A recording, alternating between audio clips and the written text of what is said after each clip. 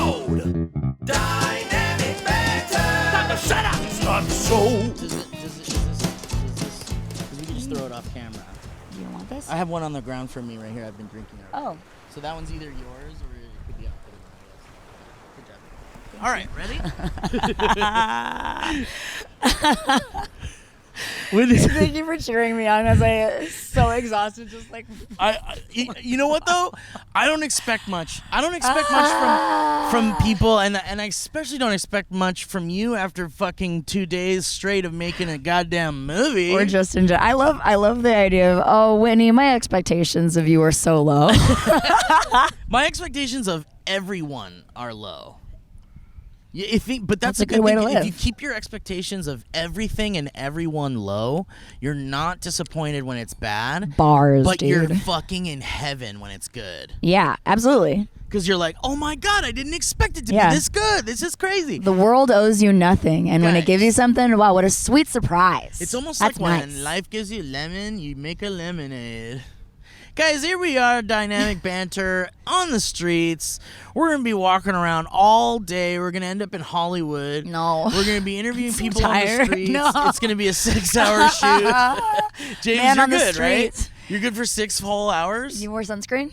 We have you booked for 6 hours. I'm going to kill myself. I love you, James. You're a rock star, buddy. I've just been working with all these rock star motherfuckers that work their asses off. Rock stars. Like, insanely for the past couple of days. We've been making this movie out here with Whitney Moore, written and co-directed by Whitney Moore and Marques Mallare. Who is going to be joining us. He will is be setting joining us up for just a he's second. He's going to say hey, talk about the movie a little bit.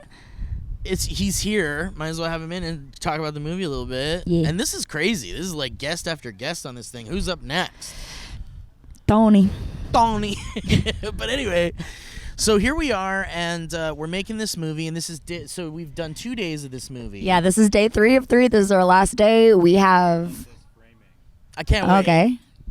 James says we're gonna love the framing, and I'm excited about it. We're on day 3, and here comes. Marques is checking the framing. He approves. Marques approves. Come say hey. Come say hi, Marques. This is co-director and producer Marques Mallare. Say what's up. What's up? What's good, guys? How you doing? Have we been having so much fun? Yeah, honestly, I think we're just so in it that we love this so much that we're just here every day. We out here. Yeah, and we make our days and stuff. Who are we? Yeah, it's going like absurdly well. It's actually well. insane for a 3-day shoot. For as much as we're trying to do, we've had a ton of help, including financial help from y'all. So thank you for that. We're cooking, and it's that kind of thing where you're like so exhausted but so happy. Like we're having fun. Well, it helps when people are awesome and Did I like. sleep last night? I slept because my girlfriend drugged me. Yeah. I need that tonight. I got drugged, and it was nice. I didn't even hear her leave. Ibuprofen PM. Ibuprofen PM. Lucky.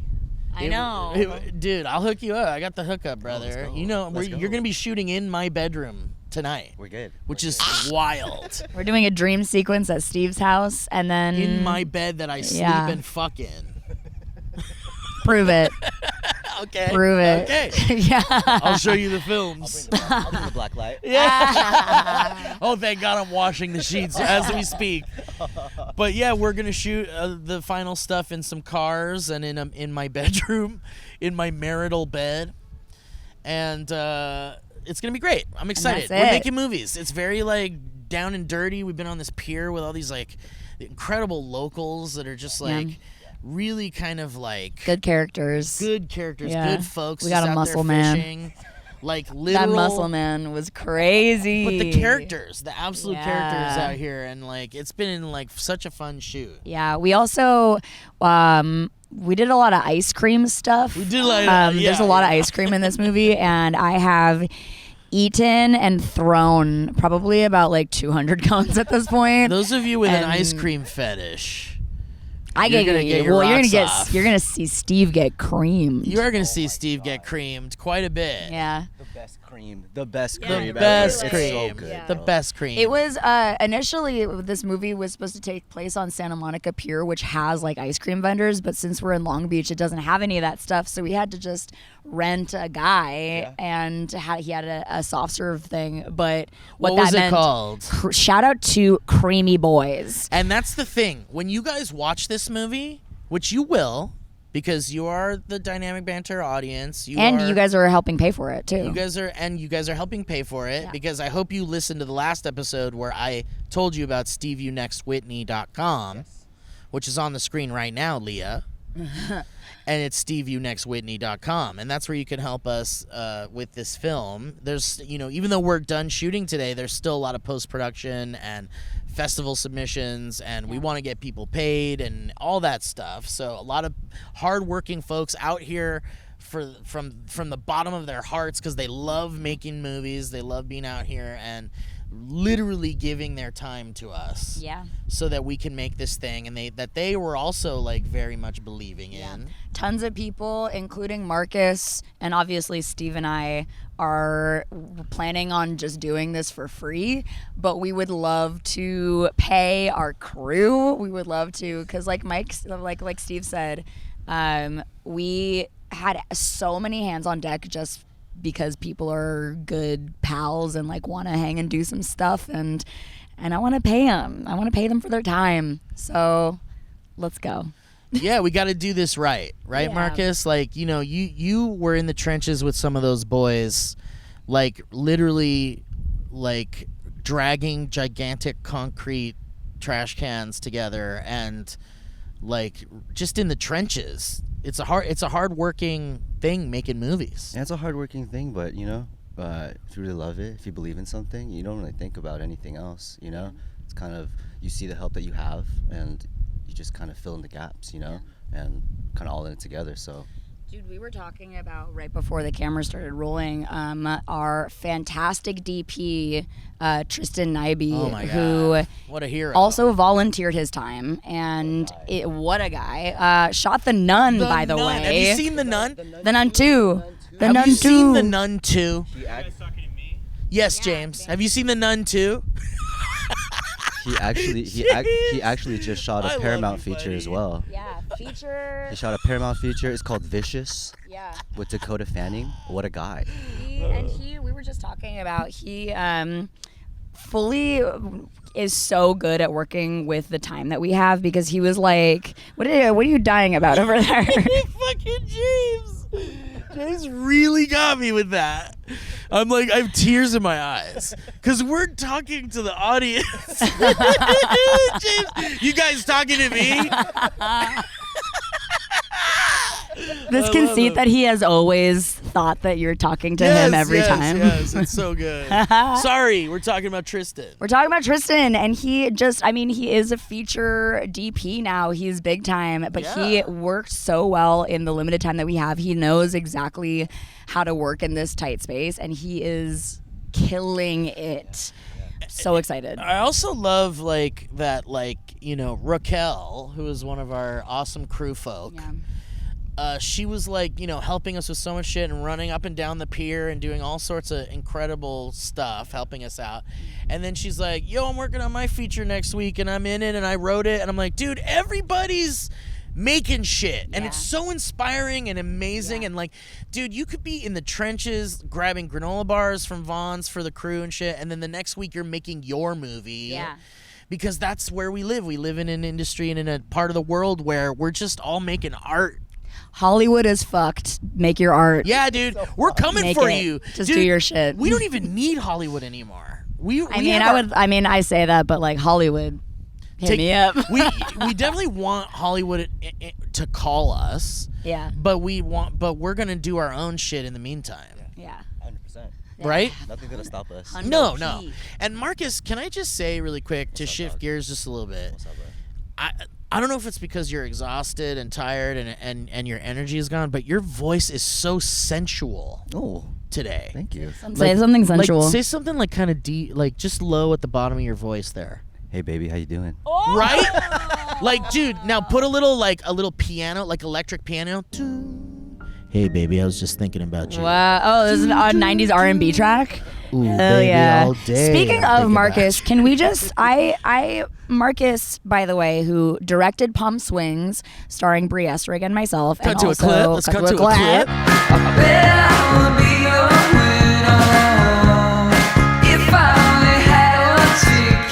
And then also AD'd on the Dave Heatwave music video that I directed, is the fucking GOAT. He is actually the best director of all time. And I'm so lucky to have you on my team before you blow the fuck up. It is, it's been so funny to me as like a little like, oh, I want to try directing and I want to see what this is like, to have Marques step in and do like the work, like the actual work of like, okay, I have a shot list. Here's like what our day is going to look like. And I'm like, bing bong, I want a wide shot. La la la. Can we get Steve looking like this? And it's just like every ask that I have had, you've just been able or justified a no, which is just as important. And I love you. You're my bud. You're so good, Marques. No, I'm so happy to know you, dude. No, it's great. I mean, Palm Swings, I just met Whitney, you know, and then I've been around you, you know, we've hung out and everything, but this is the first time we've actually worked together and everything. We're and in it. Yeah, whoever blows out first, we're all going together. Yeah, We've all been baby. making love to each other for the past 2 days, Yeah. nonstop. Oh yeah. It's like when you're first in a relationship and you just can't stop fucking each other, and you're looking for places to fuck where you can get away with fucking. It's just like that. James, are you talking to me? I want to hear it again. And the God damn. Well, I was gonna say too that while we were shooting yesterday, because you know it's not easy making a movie, and there's no wrong way. I mean, well, there's a wrong way to make a movie for sure, but it's hard to. It's hard to make it look really, really good, but there's a lot of people that just make movies like even on their fucking cell phones and shit, and they're not running like good audio or whatever, and still people are like, hey man, that's pretty good, nice work, not bad. And there was this guy on the pier yesterday who was like so, because we were pulling people in to be in this movie. Yeah. Everybody. Literally everybody. Cause, Hey, do you want to be in this movie? yeah, and everyone's so down. There's only a few people that are like, Yeah. That's the great thing about Long Beach is like people are still dazzled by Hollywood. Yeah. It's like, a movie? What are you doing? Yeah. Dude, not the double And everyone's coming over. Yeah. It's one of those videos. But what I'm saying, but here's the thing. Here's what I'm saying. So we're pulling people in, and people are so down to be involved in stuff. But we're making this like weird fucking thing where I'm like this like horrible performer that's like, I got puppets and look at me, and it's like really me coded for sure. First of all, Because you're a Whitney- great horrible performer. You are actually like a talented marionette artist, which is so funny. I bought Steve these marionettes, and I was like, go get him, and he immediately was like good at them. And it's like, that man loves a toy. He loves a toy. I do love a toy. And if you give me a toy, I will know how to fully manipulate it into something funny for just a second at least. But I'm like out here doing these like fucking marionettes in a good bad way. Well, Marques. he believes that we don't need police. And he does both. I'm editing the audio. I'll take care. Yeah, this is what is called bilateral sound. You know? Oh, that's nice. Everyone's doing like fun, sensual microphone shit. That was so sensual.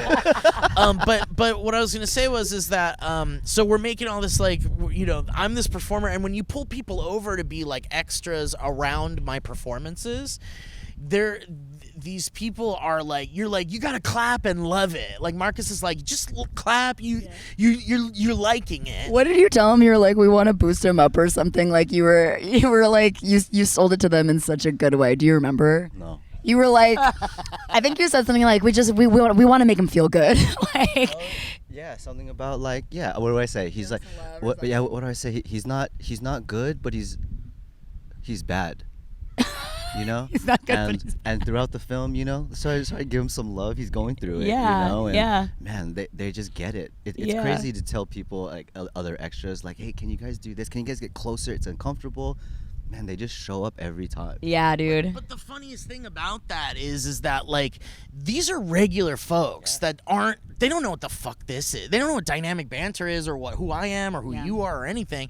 And so they don't know what we're doing is like some weird kind of dark comedy kind of thing. They think they're making a movie. These are regular people. So eventually I'm doing my dumb little puppet show, and the guy next to me who's been kicking it there being an extra, who's just this like cool, probably dad, who's just like out for a walk that we roped into this thing. And he just like suddenly goes, "Oh, is this like a College Humor thing?" And I'm like, yes, it is. Hey, Dropout, buy our movie. Dude, Dropout presents. Dropout See you presents. next Tuesday. Hey. We just need to get some Dropout talent in it. Fuck. Like, I'll can we call get Brennan. Iffy? Call Iffy. I'll call Hey, yeah, Iffy, get get him over up. here. But Tell like him there's a Ren Fair themed orgy I know, happening. right? And it's D&D. He's like, what? I'm there. But yeah. So, and the guy was like, it's like College Humor, and so I'm like, yeah. And he's like, but people make those things on their phone and stuff. And so I was like, yeah, totally. People make sketches on their phone that are funny and good. Case in point, the sketch we put up with James, where we're all like, I heard your wife's cheating on you. Yeah, from who? being bullied, and we're like saying good. What was the? It's like unstoppable comebacks or something.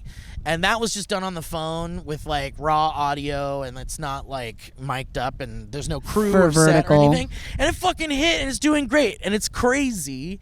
But then there's like big, huge productions that like have all the crew and everything, and it just, once you add that extra level of like professionalism, like you get a good DP, you get good directors, you get good sound, then you've got this like fucking like beautiful painting, essentially.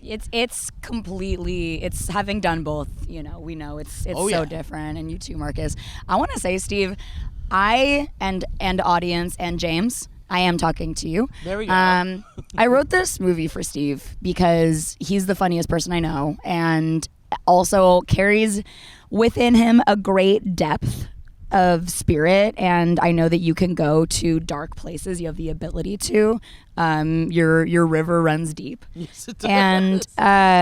And I wanted to show that, and Steve has been fucking killing it. Not only is he so good at like all of the clown shit that you guys know, he's killing it. There's been clips shared of like him being a ham doing his puppet stuff. Yeah, you've seen but him on our also like socials. I make him cry in this. I'm a huge bitch Yeah. to Steve in this movie, and And I had to actively like experience you being a huge bitch to me, which is like something so absolutely foreign. yeah, I've never been mad at We've Steve in never my been mad life, at and each so other. like chucking ice cream at him and yelling at him, I was like, this feels crazy. Yeah, you're like saying "fuck you" to me in my eyes, into my soul, and I'm like, I am not Steve. I And- am Giuseppe. And also, I will say that Steve is such a ride or die homie, friend grave for life. Yes, friend grave.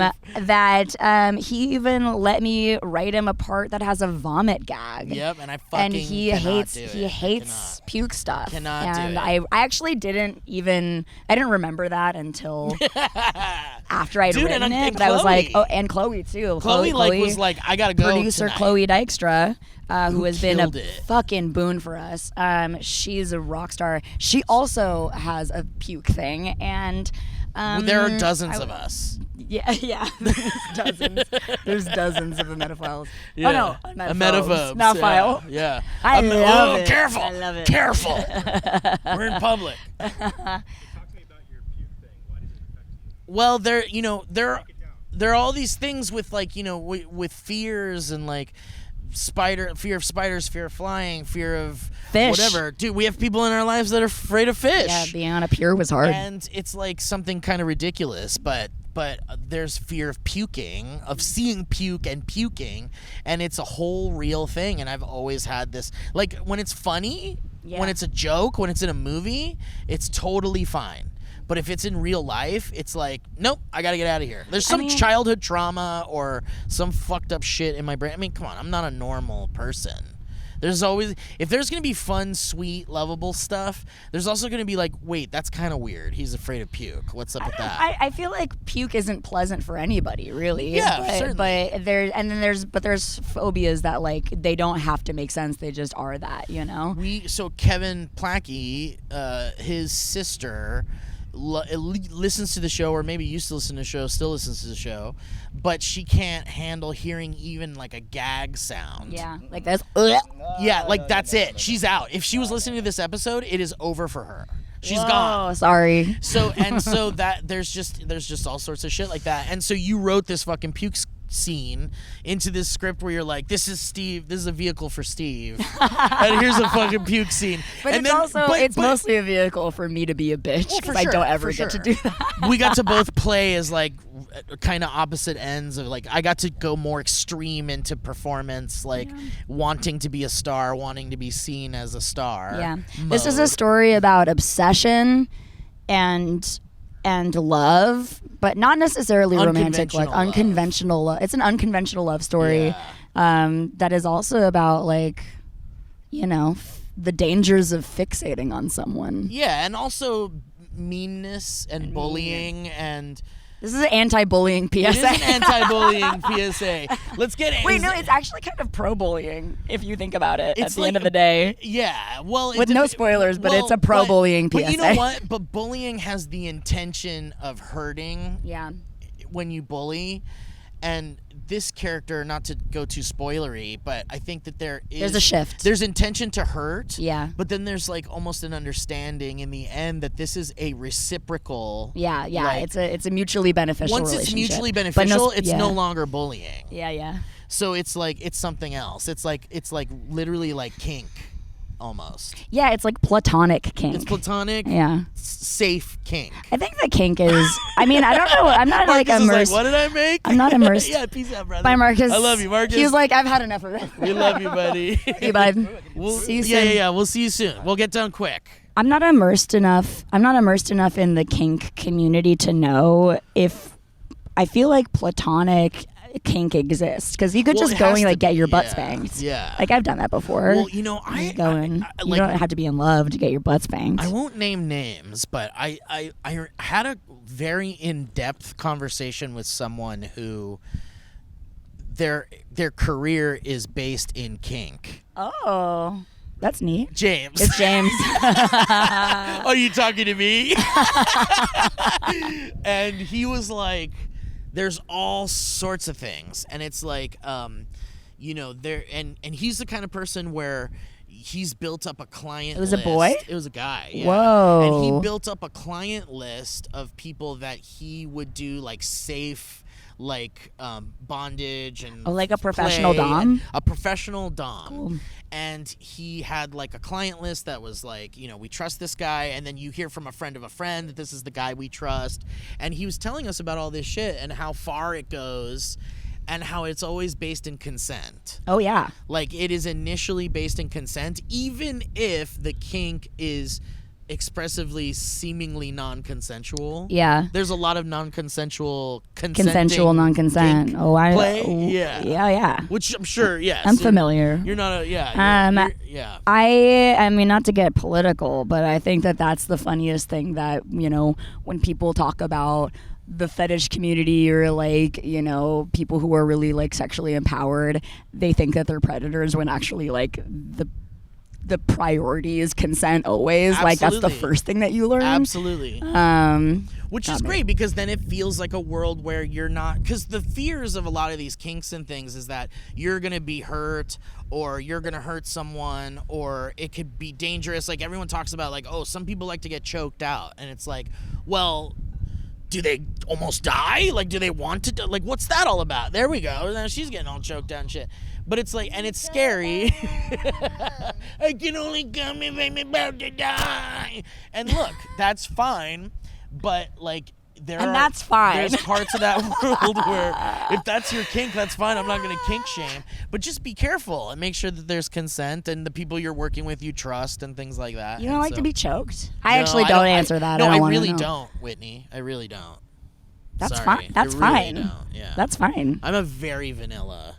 It's the most vanilla. I think that's sweet. It's just. I think that's nice. I'm a simple guy. We certainly have a Squarespace ad here. Today's episodes are brought to you by Squarespace.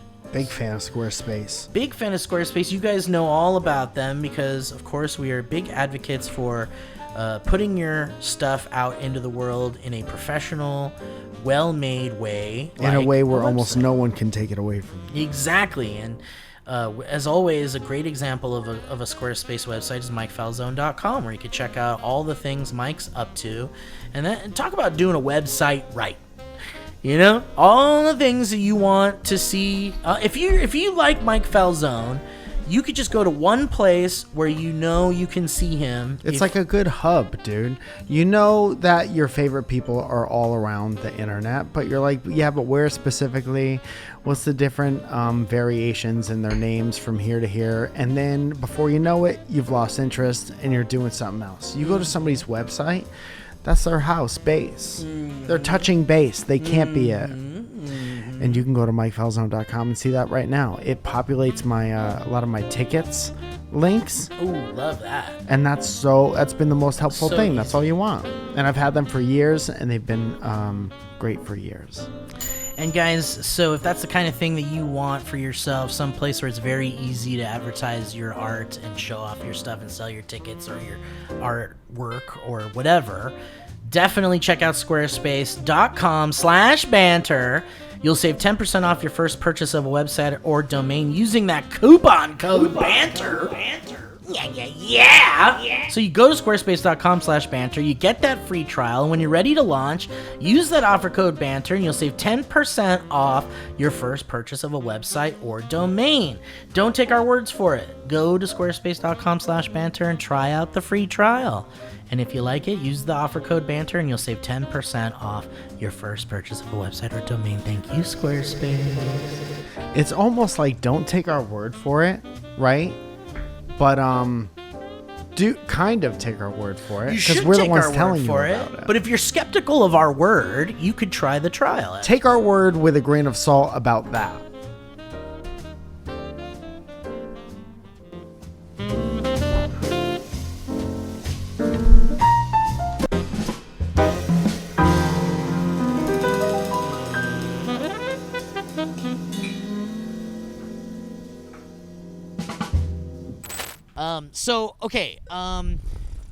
Let's do a couple of history roads, and then Yeah. and then we'll say goodbye. What's that? Well, What's the email? He's going to Google it real quick. say Siri. No, go away. Stop. I can't even do a bit with her. I can't even do a bit with her. Okay, so welcome to the history round. Ow!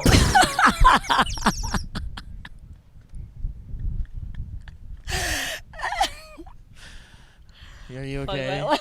Are you okay?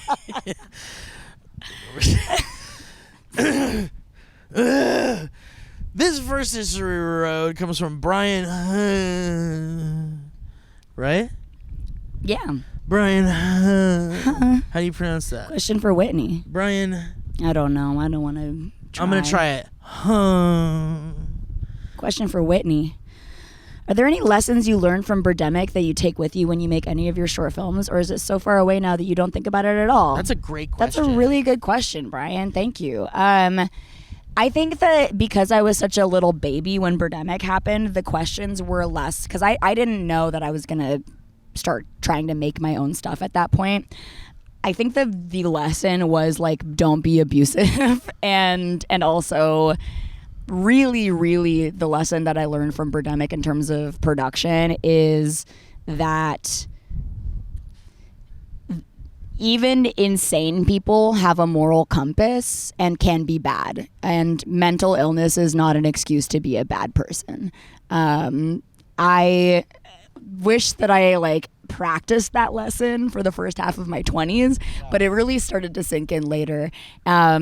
It was such a shit show that I feel like it's so divorced from any production I've even been on, even though lowest one, just because there's a foundation of mutual respect, right? That's a pretty big thing when you're making shit.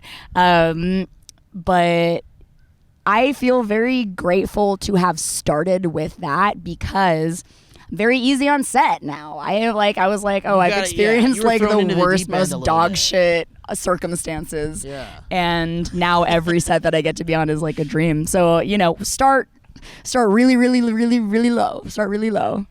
I Thanks for love the that, question. Whitney. That's great. Spencer David. This one has like a message in it, or like an audio in it, which you can't really do right now. Oh no, we can't do that until I'm like Giuseppe from our thing. Oh, here we go. So this one is from Alec, and it says, "This is a short one, a DB dream. Longtime fan here. Sent a couple of history roads over the years. Never had one read, and so now I'm sad. Whoa. Only right now though. Guilt trip. Anyway, I had a DB-themed dream a few months ago. I woke up at 3 a.m. and wrote it down. Only just read it back and still thought it was funny enough to send to you guys. We love hearing about dreams. Ooh, I do. I love that. I had a dream where I was invited to a Dynamic Banter live show. Don't know why, but we killed it. What does that mean? Oh, you were in it. We made songs about a guy named Danny Phantom and the TV show Alf. Okay, I'm in. Then, at one point, me and Mike were losing our shit over naming fast food places, and no one else found it funny. It gave me a chuckle reading it back. If you guys read this, I hope it gave you a chuckle as well. Cheers, Alec. Was I in the dream?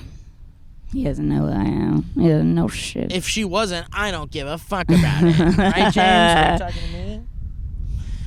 Abdullah has a pistery road, and this is something that I think you could probably speak on. Yeah, we have a lot of piss stories We have a lot of piss stories. from the beach pier, especially. There's a lot of pee. Mostly pee smells. Mostly pee. But this is Pistery Road reigniting the piss debate, so maybe you could help out with this. Hello, Steve and the other guy. My name That's is me today. Abdullah.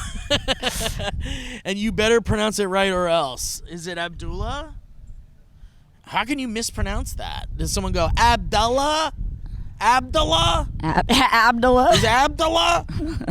It says, I'm 28. I'm a 28 honking little boy, and I've been catching up on your old episodes, specifically the one about the pissing your pants debate.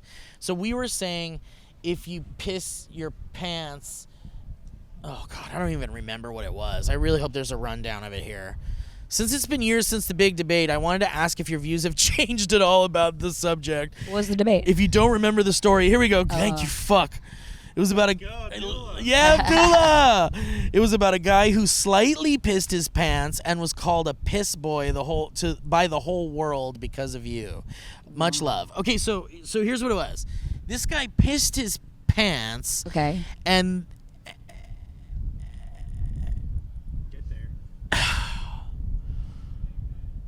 oh man, this sucks that I can't remember what the fucking debate was. It was like, God, you know what? This might be worth just doing a quick search. What was that? That's my water bottle. Fuck, dude. I need more throat coat. My voice is fucking going. I'll guess while you look it up. Is the debate about whether he should be called a piss boy if he only peed his pants a little I bit? think that's it. Yeah, I think that's it. Because, I mean, guess. so it's a little piss. It's like not enough to be like a full stain, but maybe a drip. Are you a piss boy? Who's debating? Are you and Mike? I think Mike. You think Mike shouldn't? He said he shouldn't be called piss boy. No, I think Mike thinks any amount of piss in your pants makes you a pants pisser. And I think if it's just a little bit, you're not a pants pisser. I'm gonna add something to this, and that will maybe help guide the outcome or how you feel. Does shitting your pants a little bit count as shitting your pants? I know, that's what I'm saying. James says yes. But like, even if you just, what if you shit yourself, but it didn't reach your underwear? It's still in your ass. Ew. It's still around your ass and around your crack. Did you shit your pants still? That's so lazy. That's lazy to me. You know what that means? It means that people would rather categorize something as, it's the same kind of way that a rumor about you that is harmless gets spread and gets bigger. Whoa, cancel culture. It's cancel culture. This is cancel culture. I went searching through the email and found something from Madeline F. that says, reviving the great piss debate. My name is Maddie, and this actually came from June, around just before my birthday. My name is Maddie. Leave it at that. Maddy, Madeline. Leave it at that. Boys, I've had to come to a realization. While re-listening to episode 294, The Great Piss Debate, I think I figured out the true answer to whether or not Cooper was a pants pisser who pisses their pants. Let me explain. As a woman, we often experience the phenomenon, I'm going to pee my pants, often caused by laughing, sneezing, coughing, etc. Can you confirm? Yeah. This almost always takes But place. work on your pelvic floor. Yeah, do some Kegels. Giggles, yeah. This Not too many, though. Cause what?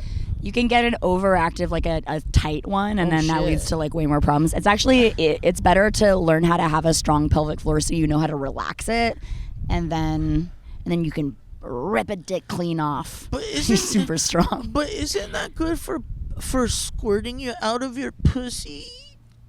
Having a strong pelvic floor, yeah. Yeah. You think you guys talking to me? Dude, we need James shirts that has your face on it that says, were you talking to me? Do you want that out in the world? I don't know, man. Well, since you're not excited, then fuck it. You're not even excited.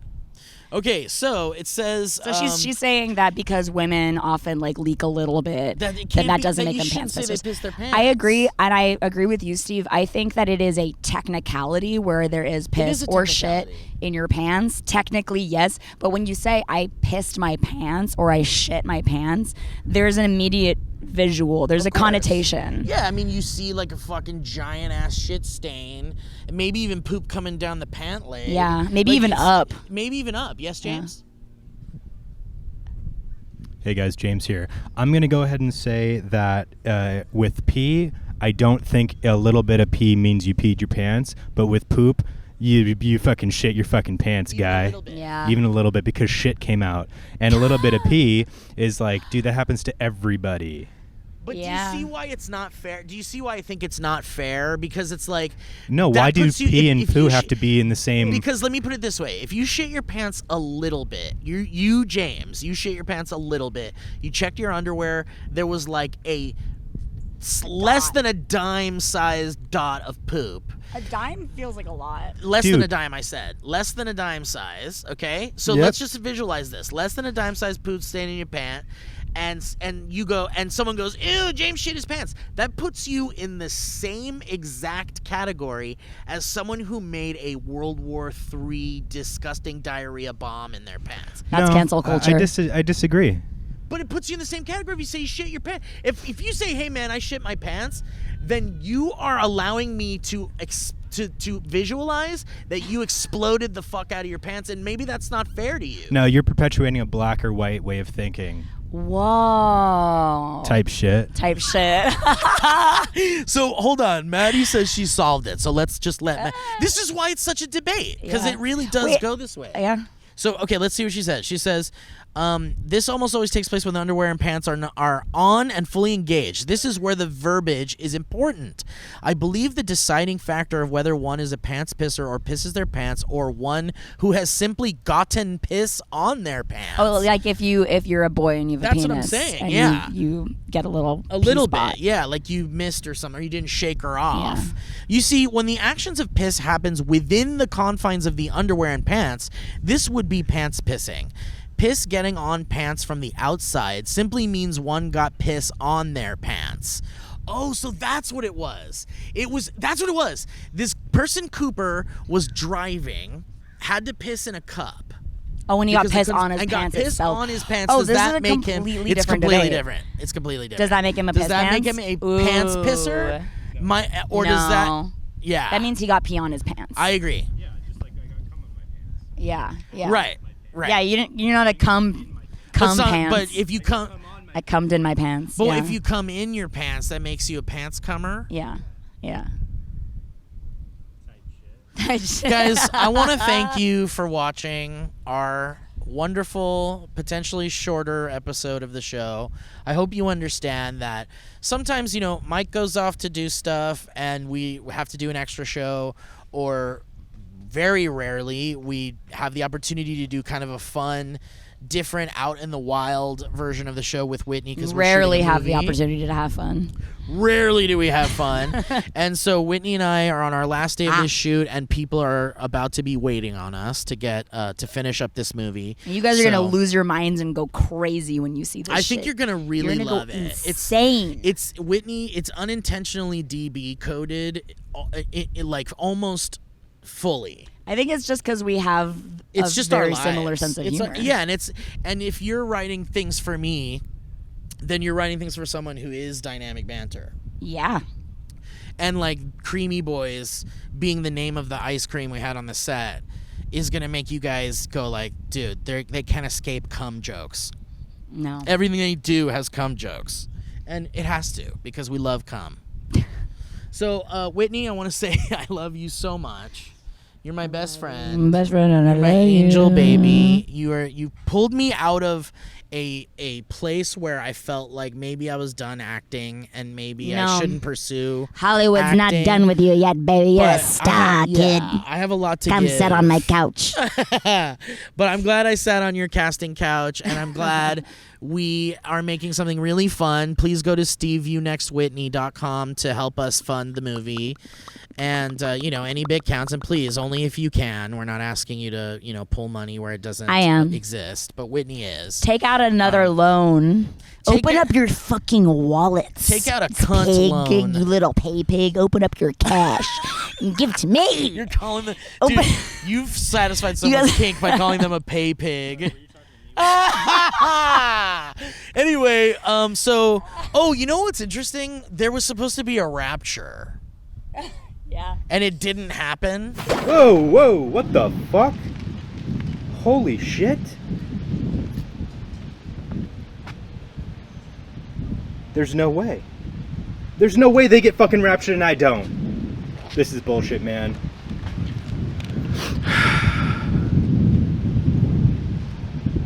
I am gonna take over Dynamic Banter with Mike and James. That was a HeadGum podcast.